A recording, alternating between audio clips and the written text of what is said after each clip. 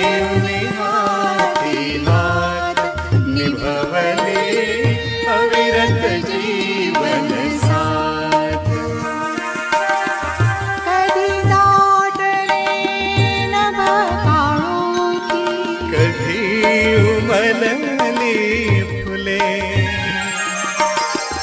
सहवासाची सोन पाऊले, सहवासाची सोन पाऊले, सहवासाची सोन पाऊले, सहवासाची सोन पाऊले. रसिको नमस्कार. सहवासाची सोन पाऊले या कार्यक्रमात मी मुक्ता बोझावार आपलं हार्दिक स्वागत करते. जीवनातले सुखाचे क्षण हे आपण एकट्यानं कधीच अनुभवत नाही. त्यासाठी जिव्हाळ्याची, प्रेमाची, जीवाभावाची माणसं आपल्याला कायम भोवती लागतात. आणि या प्रवासात जास्त जवळचं आणि कायम सोबत करणारं जर कुणी असेल तर ते असतं पती पत्नीचं नातं. एकमेकांना समजून घेत वळणावळणाचं हे सहचर्य मखमली वाट बनते आणि सोनपावलांनी ती सहज मागे पडत जाते. अर्थात या वाटेत खाचखळगे असतातच, पण हात तुझा हातात असेल तर जीवन आनंदाचं गाणं बनतं. आज आपल्या या कार्यक्रमात अशाच आनंदी दाम्पत्याला आपण भेटणार आहोत. ते आहेत चंद्रपुरातील ज्येष्ठ शल्यचिकित्सक डॉक्टर शरदचंद्र सालफळे आणि डॉक्टर स्नेहलता सालफळे. आपणा दोघांचंही मी आकाशवाणीच्या स्टुडिओत मनपूर्वक स्वागत करते. धन्यवाद. धन्यवाद. आज आपण आपल्या सहजीवनाविषयी जाणून घेणार आहोत या कार्यक्रमातनं. तेव्हा गप्पांची सुरुवात देखील त्याच ओघानं करूया. एका आदर्श सहजीवनाची एक चौकट असते. त्यात खरं तर दोघांनी मिळून रंग भरायचे असतात. वैवाहिक जीवनाची पहिलीच अट असते ती म्हणजे हा प्रवास दोघांनी पावलावर पाऊल टाकून म्हणण्यापेक्षा मी म्हणेन की आजच्या भाषेत जर सांगायचं झालं तर सोबतीनं करायचा असतो.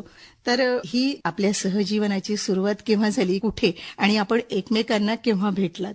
आम्ही डॉक्टर स्नेहलताला 1968 साली भेटलो.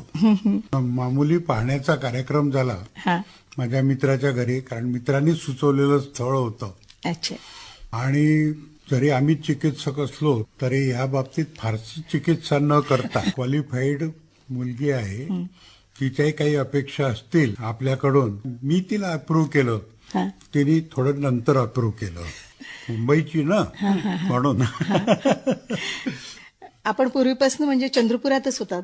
नाही, मी नागपूरहून ग्रॅज्युएट झालो. नागपूर मेडिकल कॉलेजमध्येच लेक्चरर म्हणजे अधिव्याख्याता म्हणून लागलो. आणि तिथे माझा मित्र होता माझ्या बरोबर. त्या मित्राचा भाऊ त्यांनी सजेस्ट केलं हे, म्हणून मग मी आपला लेक्चरर असताना लग्नाचा होतो त्यामुळे सजेस्ट केलं. ते पाहण्याचा कार्यक्रम झाला नॉमिनल आणि अप्रुव्हल झाले पटकन एकमेकाला. अच्छा. आपल्या सहजीवनात डॉक्टरच मुलगी हवी हे मात्र ठरवलं होतं का तेव्हा? हो, हे मात्र अगदी कटाक्षाने ठरवलं होतं. कारण काय होतं की माझ्या मागे जबाबदाऱ्या होत्या आणि एकाची कमाई, मला डाऊट वाटायचा माझ्या एकट्याच्या कमाईवर सारं होईल की नाही. आणि डॉक्टर बरोबर डॉक्टर असलेला कमाई चांगलं, त्यावेळी मोठा आदर्श कपल्स दिसायचे आणि त्यांचं छान सुरळीत चाललेलं आहे असं पाहून आपण मनाची खोणगाठ बांधली. चला आपण डॉक्टर पत्नी शोधूया. काकू, तुम्हाला काय म्हणायचं? तुम्ही हाच विचार केला होता का? हो, नवरा डॉक्टर हवा हे होतच.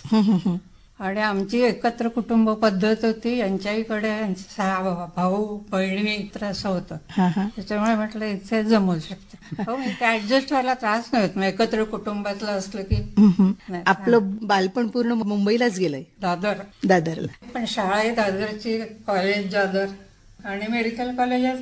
आणि मग लग्नानंतर चंद्रपूरला चालात? नाही, नागपूरला.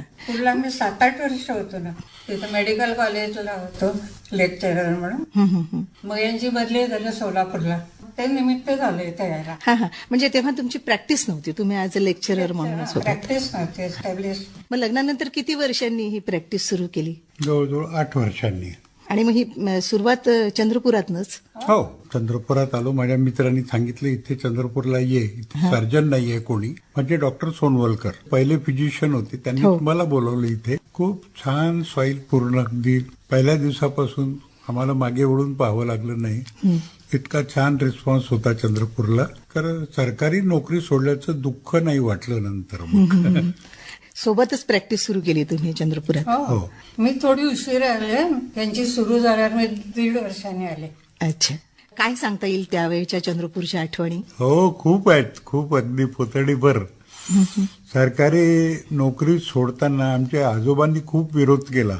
सरकारी नोकरी आहे म्हणे, कोणाला मिळत नाही, तुम्ही सोडू नका, दोघे जण सरकारी नोकरीत आहात वगैरे.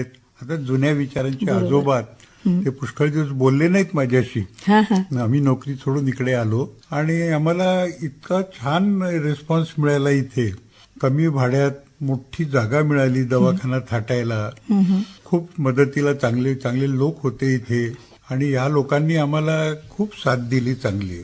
आजूबाजूच्या पंचक्रोशीतून पेशंट्स यायला लागलेत आणि इथे सुतिकागृह सुद्धा नव्हती. अच्छा, त्यावेळी. आणि त्यावेळेला 1-2 सुतिकागृह सोडले तर इथे बाळंतपणाची सुद्धा सोय नव्हती. सरकारी दवाखाना होता तेवढाच काय ते. तर आमच्या हाताशी थोडासा अनुभव होता आणि हिनी पण हाऊस जॉब वगैरे केलेले आणि लेक्चररही राहिलेली. त्यामुळे मग आम्ही इथे आलो आणि काय बाळंतपण, स्त्रीरोग आणि माझी जनरल सर्जरी असं आमची प्रॅक्टिस सुरू झाली आणि कधी मागे वळून पाहावं लागलं नाही. इतकं काम होतं चंद्रपुरात. मला राजलक्ष्मी आणि डॉक्टर चेणके त्यांनी सुरुवातीला खूप मदत केली. म्हणजे काही डिफिकल्टी आल्या की त्या यायच्या आणि छान हे करायच्या. त्यामुळे अर्थातच ते दिवस खूप छान होते. खूप छान होते ते दिवस. अगदी कॉम्पिटिशन नाही, कोणाची एकमेकाबद्दलची असूया नाही आणि प्रोफेशनल एथिक्स वगैरे मुद्दाम पाळण्याची गरज नव्हती.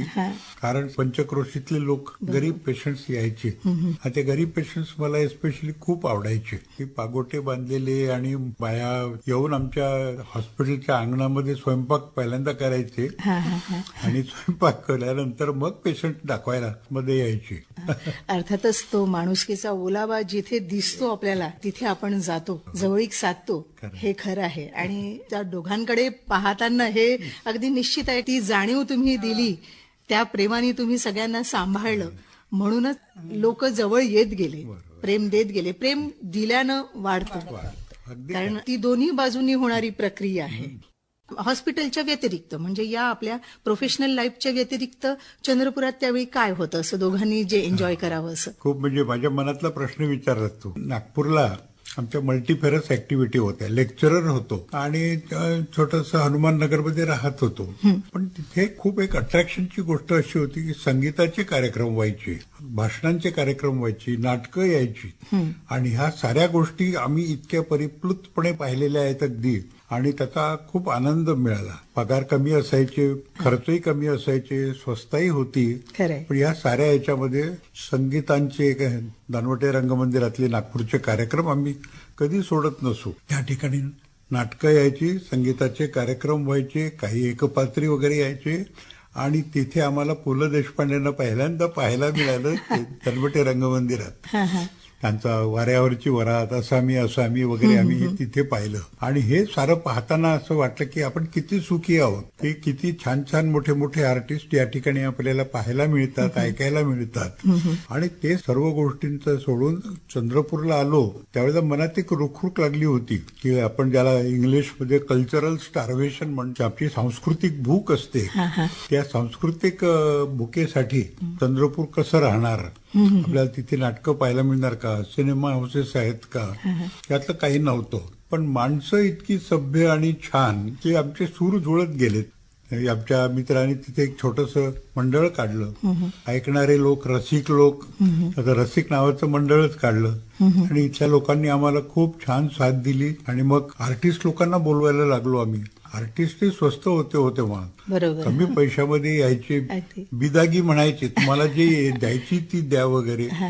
हॉटेल्स नव्हते, कोणाच्या तरी घरी मुक्काम करायचे मोठे मोठे आर्टिस्ट, कोणाच्या घरी येऊन आमच्याकडे मोठे आर्टिस्ट येऊन राहिलेत. आमच्या हातचं पिठलं भाकर खाल्लेली आहे त्यामुळे तो एक आनंद होता. आणि हळूहळू नाटकं वगैरे इकडे यायला लागलीत आणि कल्चरल स्टार्वेशन सारखं असं काही झालं नाहीये.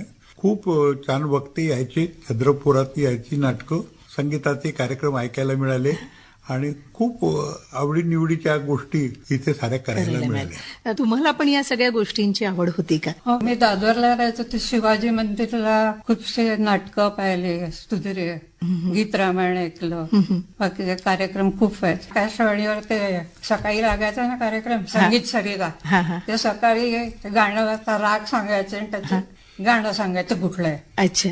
मग ते ऐकता ऐकता थोडेसे रागदारी थोडीशी ओळखायला लागले. हळूहळू इंटरेस्ट निर्माण झाला आणि मग शास्त्रीय संगीत पण तुम्ही ऐकायला लागलात. पिढ्यानपिढ्या रेडिओ सोबत आहे हे तर खरं. आकाशवाणी चंद्रपूरचे तर इतक्या दशकांपासूनचे तुम्ही श्रोता आहात.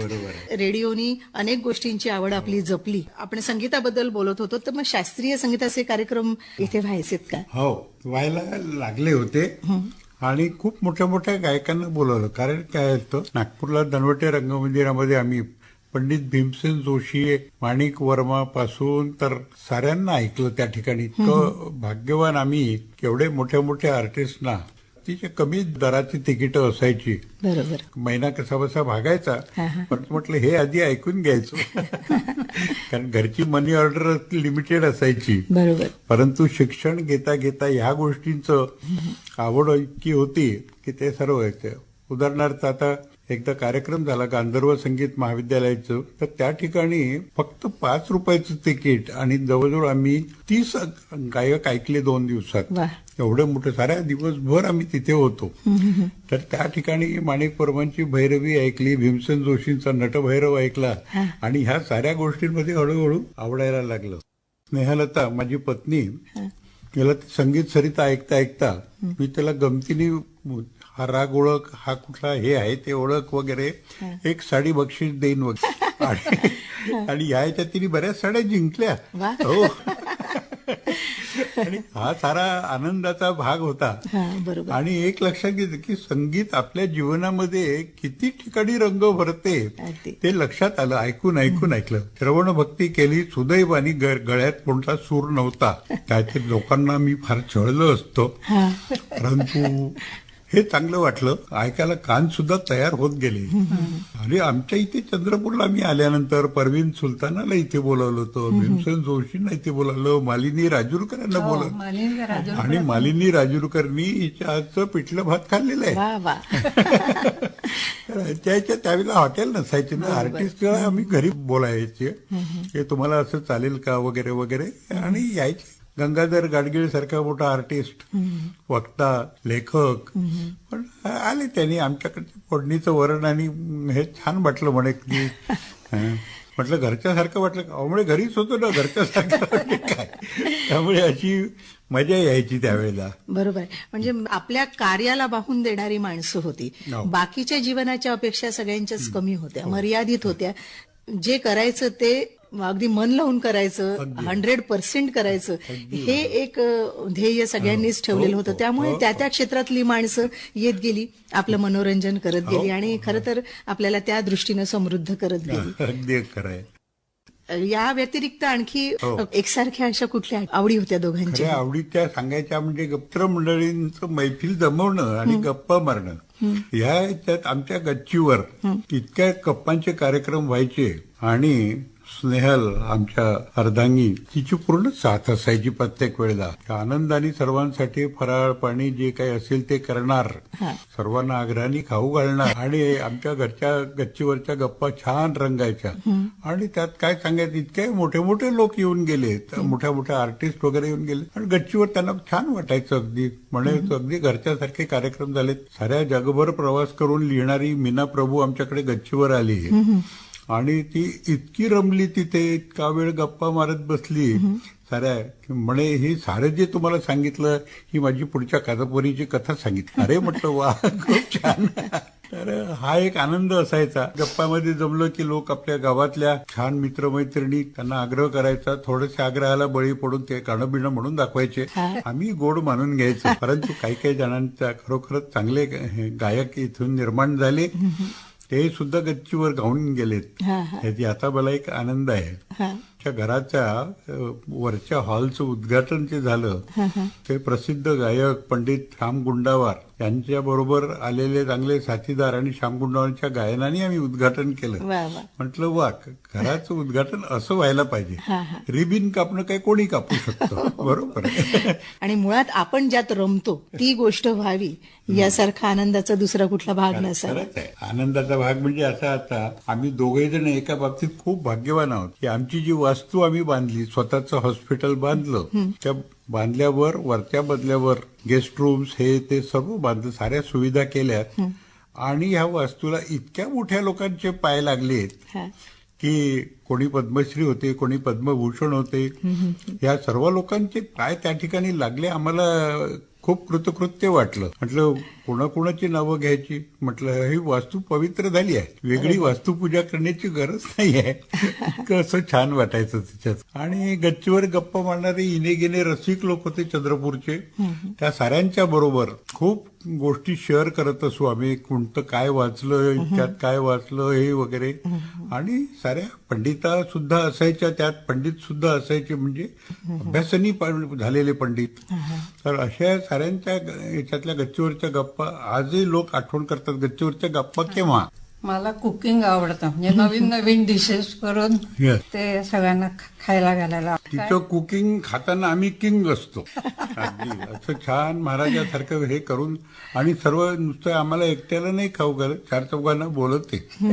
दडपे पोहे आम्ही ऐकलंच नव्हतं नाव, पण मग दडपे पोहे करून काकू खाऊ घालतात म्हणून इतक्या डिमांड्स यायला लागल्या. तर काकूंच्या हातचं जेवायचं आहे वगैरे हे त्यासाठी तर आवडतं. मध्ये काय तर सुमंत आणि मी नातवंड होती, तर त्यांना रोज वेगळी डिश लागायची. संध्याकाळी तेच तेच पोळी भाजी नाही, काहीतरी वेगळं का. आणि आता युट्यूब असतं, त्याच्यावर पाहून वेगवेगळे पदार्थ करतात. बरोबर. म्हणजे ही आवड सुद्धा तुम्ही छान जपली. कुकिंगचा याच्यासाठी आमच्याकडे स्वयंपाकाला ज्या बाया येतात, 3 जणी येतात. सकाळ, दुपार आणि सायंकाळची त्रिकाळ सेवा मिळते. तर या सर्व मध्ये ही बोलावून त्यांना आधीच क्लास घेते त्या बायांचा, आणि हे असं असं करायला पाहिजे. आणि मग पुन्हा त्या युट्यूबवर वगैरे असतंच, हे बघ, हे असं कसं आहे, हे तसं करायचं आहे. आणि त्यांना इतका इंटरेस्ट वाटतो की त्या प्रेमाने खाऊ घालतात हे सारं केलेलं आहे. हो. आता इंडिपेंडेंटली ते छान पोहे वगैरे करतात, आमच्या दडपे पोहे वगैरे, सुरळीची वडी, हांडवी. म्हणजे बायकोची एकदम तारीफ करू नये, परंतु सांगायला हरकत नाही, अनेक जण तृप्त होऊन गेलेत आमच्याकडे. वा. काही एकमेकांसाठी केलेली अशी खास गोष्ट आहे का? हिला मी संगीताची आवड दिली, आणि मी जे काही लिहितो ती प्रथम वाचिका ही असते. प्रथम वाचिका ही केल्यावर तिच्या चेहऱ्यावरच्या एक्सप्रेशन लेख आवडला की नाही वाटतो, कारण ती प्रत्यक्ष बोलत नाही. आणि पंचट वाचला की चांगला वाटला की काय, तिच्या एक्सप्रेशनवरून कळायचो मला. पण तो गुलकंद आणि अक्षरलेणी या दोन्ही यांचं प्रकाशन झालं त्यावेळेला मी म्हटलं तू तुझं ओपिनियन काहीतरी दे. काय द्यायचंय, तुम्ही लिहिलेलं आहे ना, आता म्हणे छापलेलं आहे, प्रायव्हेटमध्ये सांगितलंय. बरेचशा गोष्टी मी आधी ऐकलेल्या आहे, मीच वाचलेल्या आहेत म्हणे. त्या क्षणीवरची चिंतन मीच ऐकलेली आहे, चांगली आहे. त्याची फ्रँक ओपिनियन दिलं म्हणे मी तिच्यातून. म्हटलं बरं झालं, सुदैवाने मी कविता करत नाही, त्याला नाक मुरडलं, परंतु तसं झालं नाही. पण तिला वाचनाची आवड खूप आहे. खूप चांगली चांगली गाणी तिच्या मोठ्या डायरीमध्ये तिने लिहून ठेवलेली आहे. कविवर्य तांब्यांच्या असतो किंवा यशवंतांच्या असो की आणखी कोणत्या, त्या कविता ती लिहून ठेवते छान. आणि ते मग आम्ही कधी आम्ही एकत्र बसून वाचतो. मोकळा वेळ असला की बघा म्हणे त्यातून आपण हे वाचू. त्यामुळे मी चांगला वाचक आणि श्रोताही झालो. आवडतं, म्हणजे यांना ऐकायला आवडतं, असं दाखवते यांना बऱ्याच. त्याच्यावर काही मेसेज आले, हे आले. आता डॉक्टरांना तसं रिटायरमेंट नसतं, पण तरी जोपर्यंत तुम्ही प्रॅक्टिसमध्ये होतात तोपर्यंत फार बिझी होतात. तर आताचा हा निवांत वेळ कशात घालवता? नाही, निवांत वेळ माझा छान जातो. सकाळी पेपर वाचणे, सकाळचं सुप्रभात, सकाळचं हे ऐकायचं, सुरेश वाडकरच्या गाण्याने सुरुवात होऊन सकाळ. तर मग ब्रेकफास्ट आयता टेबलवर येतो, ही एक चांगली गोष्ट आहे. गुळगुळ झाल्यावर काय थोडंफार सटरपटर वाचायला पुस्तक संग्रह खूप आहे. म्हणजे चणे आणि दात हा न्याय आपला त्याही वेळेला होतात. खूप वाचनाची ओढ होती त्यावेळेला. पुस्तकं नव्हते, पुस्तकं घ्यायला पैसेही नव्हते. नंतर मग खूप पुस्तकं घेतले, तेव्हा ते वाचायला वेळ नव्हता. वेळ नव्हता, अलमाऱ्या भरून. आता वेळ मिळतोय तर डोळे सारखे डोळ्याचा सहकार, ऐकायलाही कमी यायला लागतं. म्हातारपणाचे सारे जे आहेत ते दागिने ते आपले सांभाळायचेच आहे. काय करणार? ठीक आहे, चांगलं जातो, वेळ चांगला जातो. देवानी फक्त तब्येत सांभाळली पाहिजे. बरोबर. नाही, नाही. तेच मुख्य आहे. हो हो. मी एक थोडीशी सेवा काम करतो, वनवासी कल्याणाश्रमाचं काम करतो. वनवासी कल्याणाश्रमातले लोक, कार्यकर्ते कुठल्याही हॉटेलमध्ये उतरत नाही, ते घरी उतरतात. हा. आमचं घर स्पेशस, त्यामुळे ते इथं उतरायचे आणि काकूंच्या हातचं जेवण झालं हा. की छान तृप्ततेचे ढेकर देऊन मग प्रवासाला निघायचे. हा, हा. तर ह्या साऱ्या गोष्टींचा लोकांच्या याच्यात फार मोठा वाटा आहे.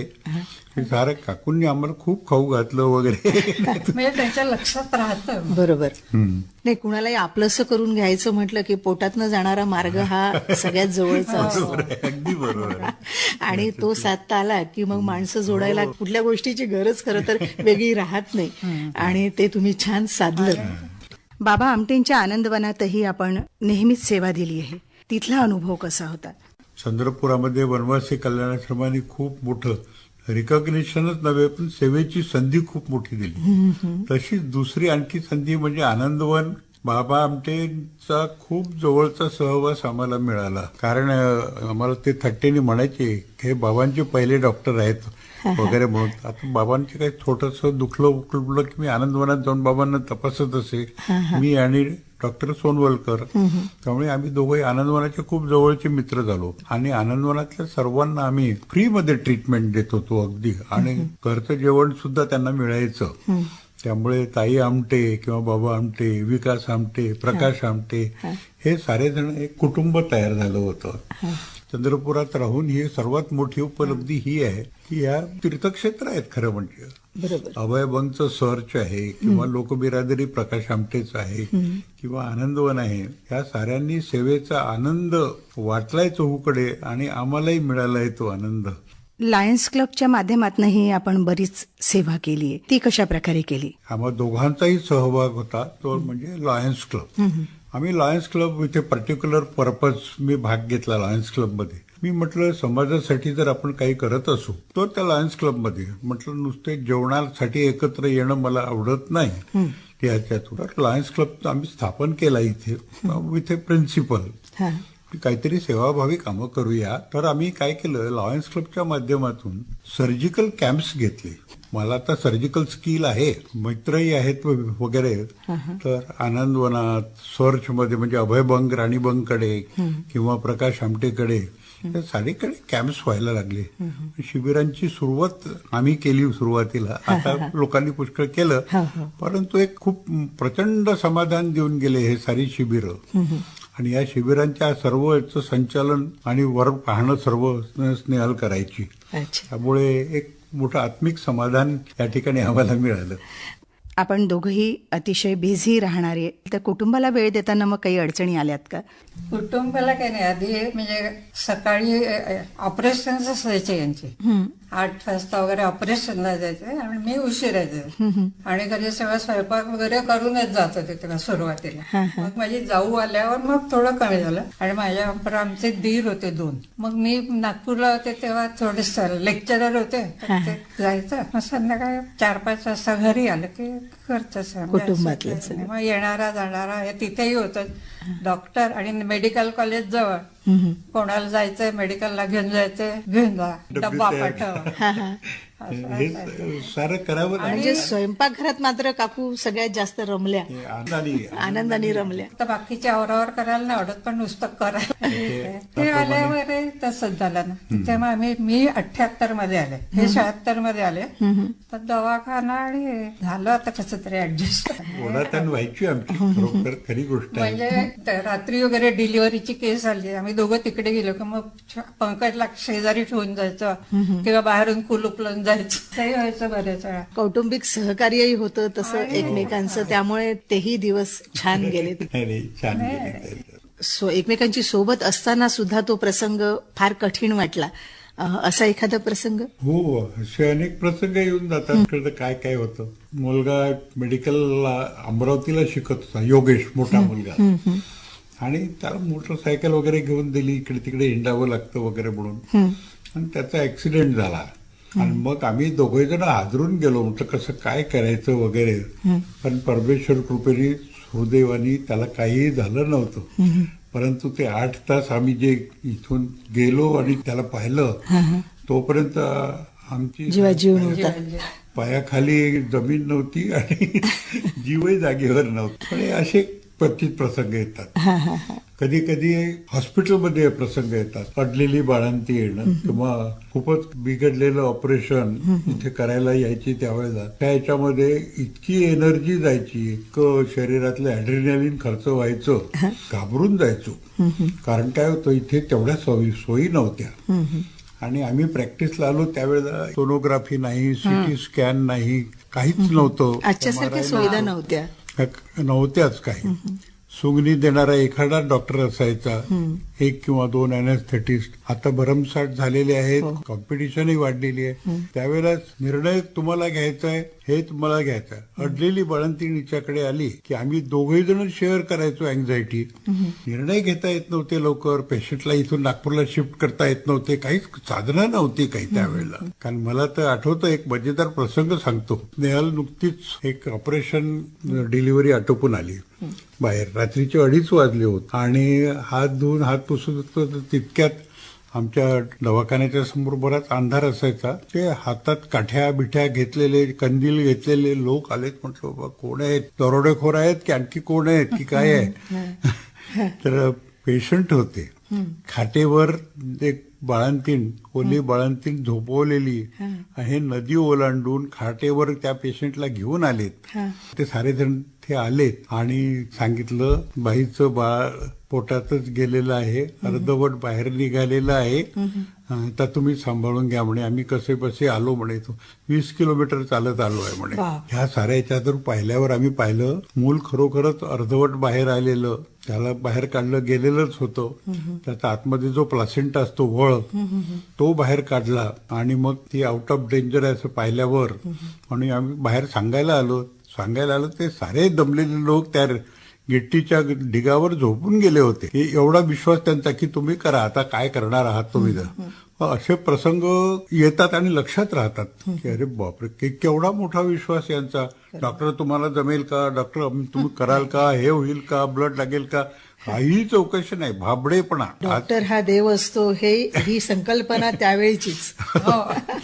आणि प्रश्न विचारणं हे आजचा. हो, अरे बापरे, किती वायवा घेतात डॉक्टरचा पहिल्यांदा. मुख्य म्हणजे आता तो प्रश्नोत्तर हे सारे.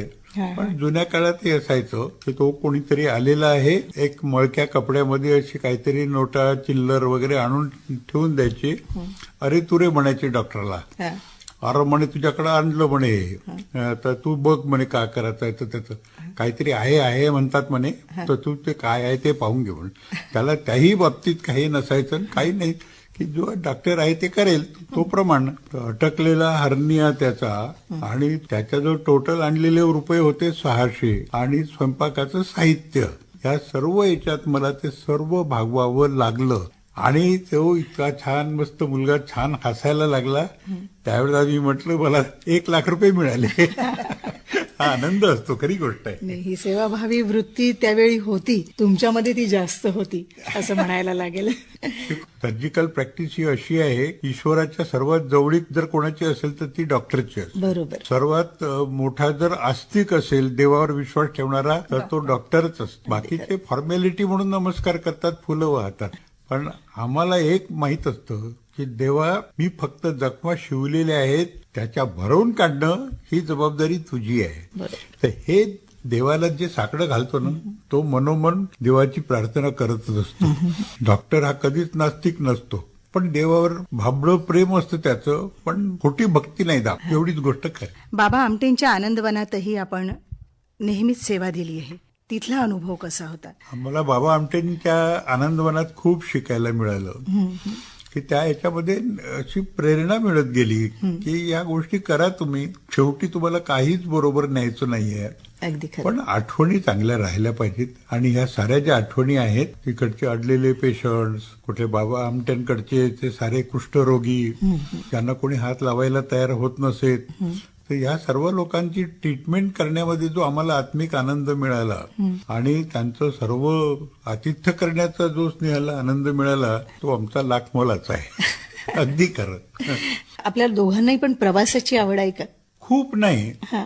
पण जशी सवड मिळाली तसे आम्ही प्रवासाला गेलोय.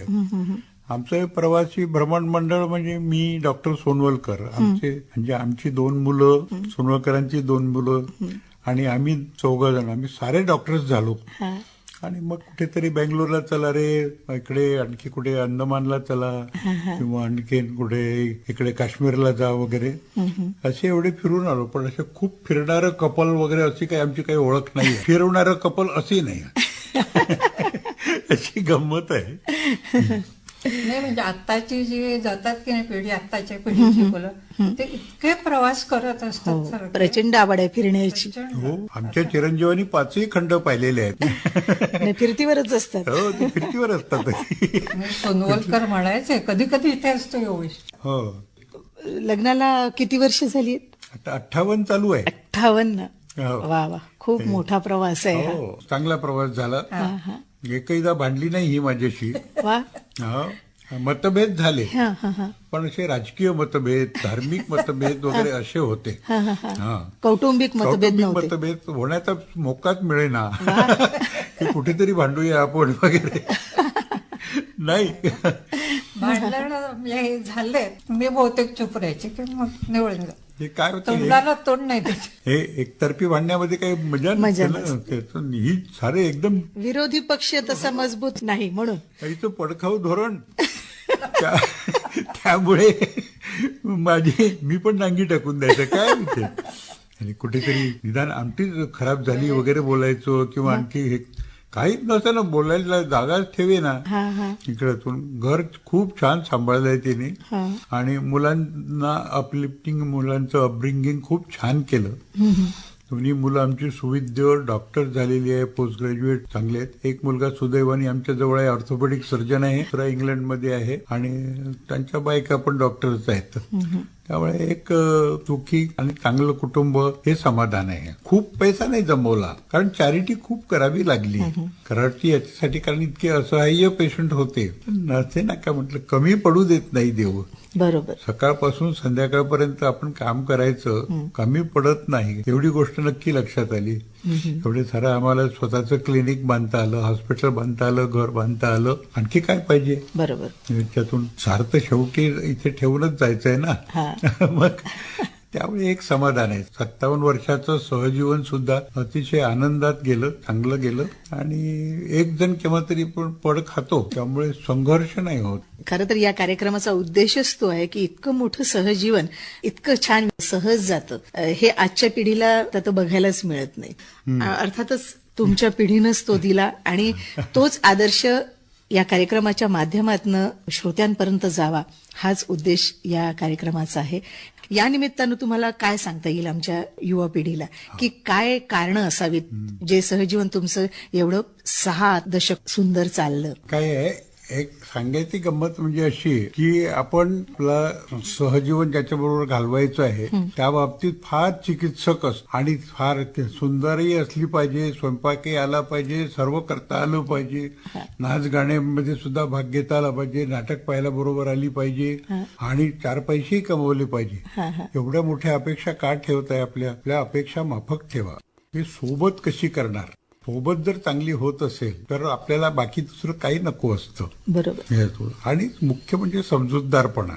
एकमेकाला समजूत घेणं हे आपल्याला साहचर्य शिकवतं. हे आम्ही शिकलो, अजूनही शिकतोच आहे, कारण शिकण्याचं वय कधी संपत नाही. बरोबर. त्यातून आजच्या कपल त्यातून परिस्थिती स्फोटक असते, म्हणजे स्फोटक म्हणजे घटस्फोटापर्यंत स्फोटक असते. आणि ह्या याच्यामध्ये थोडासा विचार जर केला तर दोघांचे संसार सुखी होऊ शकतात. 2 कुटुंबांचं नातं झालेलं असतं. आणि ह्या साऱ्या याच्यामध्ये ते विरंगुळे शोधायचे असतात, चांगले सण शोधायचे असतात, आणि ह्या साऱ्या याच्याबरोबर 2 कुटुंबांना एकत्र जुळवून ठेवायचं असतं, आणि ही भूमिका दोघांनी निभवायची असते. आणि संदेश हाच देतो की एकमेकाला समजून घ्या, एकमेकाच्या आवडी समजून घ्या. थोडा त्याग करावा लागला तरी हरकत नाही, थोडी तडजोड तडजोड करावी लागली तरी हरकत नाही, परंतु आनंदी जीवनाचा मूळ गाभा हाच आहे की समजून घ्या एकमेकाला. एकमेकांवर विश्वास ठेवा आणि तडजोड करावीच लागते बरोबर. थोडीफार. हो हो. आणि लग्न झाल्यावर मुलीला हे समजायला पाहिजे की दोन्हीकडचं हित पाहणारी ती दुहित आहे, तर तिने सासरच्यांच्या सुद्धा तेवढ्याच ह्यांनी स्वीकारलं पाहिजे. त्यांना बरोबर. त्यांच्यावरची जबाबदारी नाही. एकमेकांच्या स्वीकारल्या पाहिजे. फॅमिलीच बरोबर. समजून घेणं हे खूपच महत्वाचं आहे आणि हे स्नेहलनी मला खूप चांगली साथ दिली आहे. त्याच्यात ती कमी बोलणारी असल्यामुळे आणि बोलणं ऐकून घेणारी असल्यामुळे मी काहीतरी बोलतो पण ते संयुक्तिक असतं. हिनी सासरचं आणि माहेरचं दोघांचंही केलेलं आहे. ते सासू सासरे आमच्या बरोबर राहिलेले आहेत, तिचे सासू सासरे आमच्या बरोबर राहिलेले आहेत. दिरांची एज्युकेशन इथे तिने केलेलं आहे सारं. आणि दिराला म्हणजे माझा धाकटा भाऊ डेंटिस्ट, त्याला एस्टॅब्लिश करायला तिने खूप मदत केली आणि आम्ही सारे एकत्र राहिलो. धाकटा भाऊ पण तेवढाच समंजस होता, त्याची बायको पण अतिशय समंजस. त्यामुळे एकत्र कुटुंब काय असतं त्याचा आनंद आम्ही सर्वांनी घेतला आणि ह्या आनंदाला पारखे होऊन जातो आपण. बरोबर. ही फ्लॅट संस्कृती आहे ना, ती माणसाचं जीवन फ्लॅट करून टाकते. अनेक आनंदाचे क्षण असतात, ते शेअर केल्याने वाढतात. बरोबर. तुम्हाला आनंद वाटायलाही तर कुणीतरी हवं ना. तुमच्यासोबत हसणारही हवं, तुमच्यासोबत रडणारही हवं. आठवणी सांगायच्या म्हणजे अशा की सहकुटुंब, आम्ही साऱ्या कुटुंब आमचं किती मोठं, 5 भाऊ बहिणी जावई त्यांच्या बायका, एक मोठा परिवार आमचा आहे. जे यांच्याकडूनही आहे, करबेलकरांकडूनही आहे आणि सालफळ्यांकडून पण आहे. पण हे सर्वजण कुठल्याही मंगल प्रसंगी एकत्र येतो आम्ही आणि घर असं गजबजून जातं छान. हिचा 81वा वाढदिवस किंवा माझा 81वा वाढदिवस हा इतक्या मोठ्या प्रमाणात केला, हे साऱ्या आमच्या नातेवाईकांनी केला ह्याच्यातून. आणि या याच्यामध्ये सर्वजण एकत्र येऊन खूप हल्ला गुल्ला मौज मस्ती सर्व केलं, खूप खाल्लं प्यालं, भरपूर राहिले. आणि हा जो आनंद आहे ना, हा कुठे मोजता येत नाही. To have more or to have what you require, ह्याच्यातला फरक आहे ह्याच्यातून. त्यामुळे आम्ही पूर्णपणे समाधानी आहोत या वयामध्ये सुद्धा. सर्वे तू सुखीनः संतु, सर्वे संतु निरामय असं म्हणतो आपण. कारण निरामय आयुष्य सगळ्यांना लाभतंच असं नाही, परंतु जे असेल ते चांगल्या ह्याच्यात करून देवाची प्रार्थना आपण करूया. आज स्टुडिओत येऊन सहजीवनाची सोनं पावले या कार्यक्रमामध्ये तुम्ही आपल्या सहजीवनाला छान उलगडलत, इथे छान छान आठवणी आमच्याशी शेअर केल्या. या साऱ्या गोष्टींसाठी आकाशवाणी चंद्रपूर केंद्राकडनं मी आपले खूप खूप आभार मानते. धन्यवाद. धन्यवाद.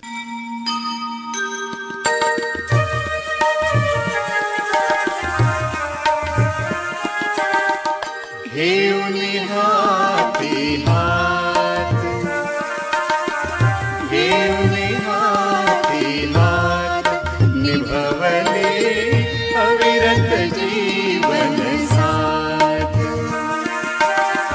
कधी दाटले नभ काळोखी, कधी उमलली फुले, सहवासाची सोन पावले, सहवासाची सोन पावले, सहवासाची सोन पावले, सहवासाची सोन